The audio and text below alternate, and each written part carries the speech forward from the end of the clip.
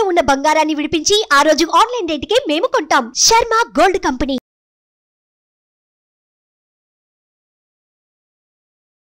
నమస్తే, welcome to Suman TV. నేను మీ యామ్ని. ప్రస్తుతం మనతో ఉన్నారు ప్రముఖ ఆధ్యాత్మికవేత్త గురుస్వామి డాక్టర్ బ్రహ్మశ్రీ రాజన్ నమూద్రి గారు ఉన్నారు. గురుగారితో మనం మాట్లాడదాం. నమస్కారం గురుగారు. నమస్కారం. శ్రీ మహాగణపతి దేవతభ్యో నమః. గురుగారు, మనకి ఈ 25వ తారీఖున చంద్రగ్రహణం ఉందని అంటున్నారు. అసలు నిజంగా ఉందా లేదా అండి? ఒకవేళ మనకి ఇక్కడ కనిపిస్తుంది అంటారా చంద్రగ్రహణం అనేది? మనకి ఈ నెల 25వ తారీఖు నాడు చంద్రగ్రహణం రాబోతుంది. అంటే సంవత్సరానికి 4 గ్రహాలు వస్తాయి. 2 చంద్రగ్రహణాలు, 2 సూర్యగ్రహణాలు వస్తాయి ఏమ్మా. అయితే మొట్టమొదటిగా రాహుగ్రహ హస్త చంద్రగ్రహణము జరగబోతుంది. అయితే మొట్టమొదటిసారిగా చంద్రగ్రహణం రోజున గర్భిణీ స్త్రీలకు ఇతర రాసులకు ఎటువంటి ఫలితాలు రాబోతున్నాయి ఏమండి, దానిపైన మనం దీని గురించి మనం మాట్లాడుకోబోతున్నాం. అయితే మనకు వచ్చేవంటి మెసేజ్ ద్వారా కానీ ఇతర కామెంట్స్లో రూపంగా భక్తులు అడిగేవంటి ప్రశ్నల ద్వారా మనం ఇవ్వబోతున్నాం. ఏమండి గురుగారు, మాకు ఎలా ఉండబోతుంది అంటే గ్రహణం పట్టిన తర్వాత అసలు భారతదేశంలో ఈ యొక్క గ్రహణం ఉందా, ఈ గ్రహణం ఉంటే మేము ఎటువంటి విధి విధానాలు మేము పాటించాలి. కానీ ఇతర దేశాల్లో, ఇతర ఖండాల్లో మన భారతీయులు కూడా ఉన్నారు. ఇతర ఖండాల్లో కూడా మన భారతీయులు ఉన్నారు కాబట్టి అక్కడ కూడా ఈ ఒక్కటి చంద్రగ్రహణం ఉంది. అయితే ఇక్కడ ఏంటంటే మన భారతదేశంలో చంద్రగ్రహణానికి గర్భిణీ స్త్రీలకి చాలా దగ్గర సంబంధాలు ఉన్నాయి. ఎందుకంటే ఆ ఎప్లెక్స్ ఎప్పుడైతే కూడాను మనకు సూర్యుడు మరియు చంద్రుడుకు మధ్యన భూమి అడ్డం వస్తుంది. ఆ భూమి అడ్డం వచ్చినప్పుడు ఆ భూమి నీడ వచ్చేసి చంద్రుడి మీద పడుతుంది కాబట్టి దాన్ని చంద్రగ్రహణము అంటారు. ఎందుకంటే ఆ వెలుతురు రాదు కాబట్టి. దాన్ని రాహుగ్రహం కూడా అంటారు. రాహుగ్రహ అస్త్ర చంద్రగ్రహణం అంటారు. సో ఈ చంద్రగ్రహణానికి కొన్ని రాశులకు లాభం జరగబోతుంది, గజయోగం పట్టబోతుంది. కొన్ని రాశులకి కొన్ని అరిష్టాలు జరగబోతున్నాయి. దానికి దానం ప్రక్రియలు చేసుకుంటే సరిపోతుంది. మొత్తానికి పోతే మరి భారత ఖండంలో మనకు ఉందా? భారత ఖండంలో ఉంటే ఎప్పుడు ఉంది? దానికి ఎటువంటి నియమాలు మనం పాటించాలి, ఎలా పాటించాలి?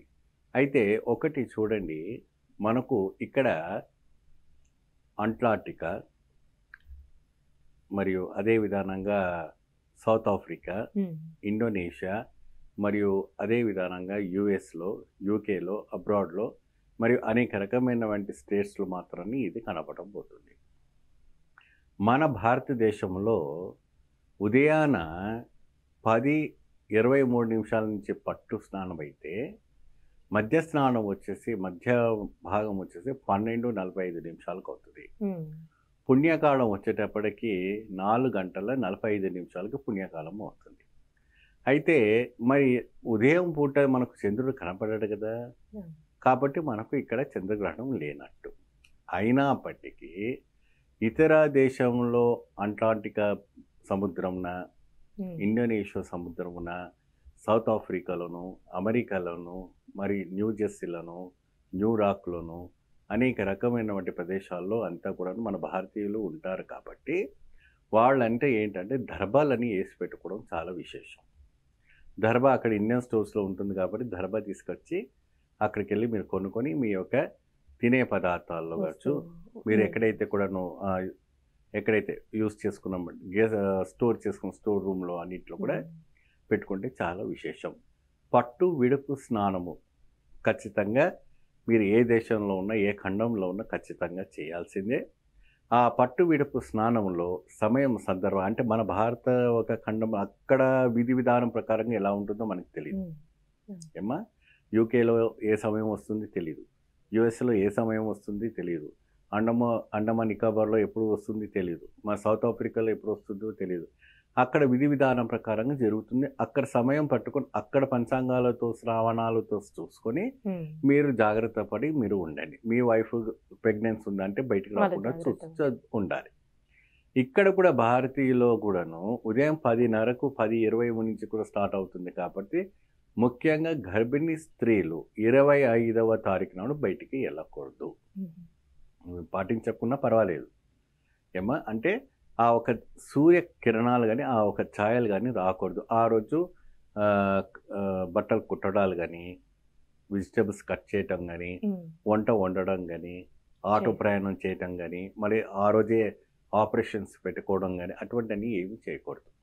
మరుసటి రోజు పెట్టుకోండి ఏమండి, 25కు పెట్టుకోండి, లేదంటే 24కు పెట్టుకోండి, ఇబ్బంది లేదు. కానీ ఆ గ్రహణం సమయంలో మాత్రం ఎటువంటి కూడా కార్యక్రమాలు పెట్టుకోకూడదు. పోతే తులారాశికి, వృశ్చిక రాశికి, ధనుర్రాశికి ఏమా, అదే విధానంగా మేషరాశికి, మరియు అదే విధానంగా మిథున రాశి వాళ్ళకి అదృష్టం పట్టబోతుంది.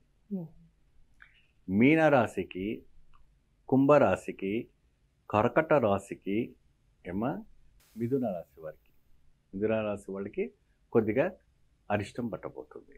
సో వీళ్ళు ప్రత్యేకంగా దానము, ఎటువంటి దానం అంటే ఏదైనా ఒక కంచులో ఉంటుంది కదమ్మా, మట్టి కంచు, మట్టి దొరికినా పర్వాలేదు, అంటే పంచలోహంది దొరికినా పర్వాలేదు, దాన్ని నిండుగా నెయ్యి పోసి దాంట్లో దర్భ వేసి ఏమా ఒక 1116 పెట్టి గోధుమలతో కానీ, లేదంటే ఏదైనా చంద్రుడితో సమానం కాబట్టి బియ్యము దానం చేయడం చాలా విశేషం.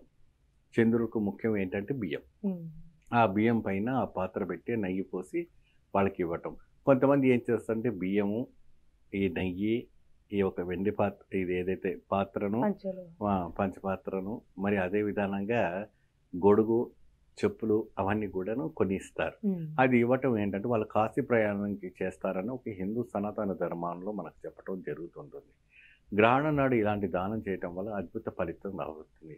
ముఖ్యంగా గర్భిణీ స్త్రీలు ఇంకా ఇతర ఎవరెవరైనా కూడా ఉండి కూడా ఆ రోజు ఉదయం 10ంటికి సాయంత్రం 4ంటి వరకు కూడాను ప్రత్యేకంగా మృత్యుంజయ మంత్రాన్ని జపించటం. త్ర్యంబకం గజామహే సుగంధిం పుష్టివర్ధనం పూర్వ రుకవి వందనాం మృత్యో ముక్తి క్షీరమామృతాదనేసి ఆ ఒక మృత్యుంజయ మంత్రాన్ని జపిస్తూ నిరంతరంగా చేస్తే వాళ్ళకి అద్భుతమైనటువంటి ఒక సంతానం, అద్భుతమైనటువంటి ఐశ్వర్యం, అద్భుతమైనటువంటి ఒక యోగదాయకం రావటం అన్నది కూడా ఇక్కడ మనకు కనపడుతూ ఉంటుంది. గ్రహణం నాడు ఈ రాశి వాళ్ళకి ఎవరికైతే అదృష్టం పట్టబోతున్న వాళ్ళు ఇంకా వాళ్ళు తిరుగులేని ఒక అదృష్టం ఏమా, వాళ్ళకి ఎటువంటి కూడా భయపడే విషయం లేదు. చాలా అద్భుతంగా ఉంటుంది. ముఖ్యంగా మీరు యూఎస్ఏలో ఉన్నారా, యూకేలో ఉన్నారా, అబ్రాడ్లో ఉన్నారా, వాళ్ళకి ఏంటంటే ఈ రాశిలో పట్టబోతుంది కాబట్టి ప్రత్యేకంగా రాహుగస్త చంద్రగ్రహణం కాబట్టి రాహు దోషంతో పీడిస్తున్నటువంటి భక్తజనాలకు అందరూ కూడా ప్రత్యేకమైనటువంటి కాళహస్తిలో విశేషంగా పూజలు జరుగుతాయి. లేదా మీరు అక్కడ బయటి దేశ ఖండంలో ఎక్కడైతే ఉన్నారో అక్కడ వినాయకుని ఆలయంలో ప్రత్యేకంగా రాహుకు జపము, శాంతి చేసి దానం చేసుకోండి, మంచి ఫలితం లభిస్తుంది. సుమన్ టీవీలో మీ పర్సనల్ అండ్ బిజినెస్ ప్రమోషన్స్ కోసం కింది నెంబర్కి కాంటాక్ట్ చేయండి.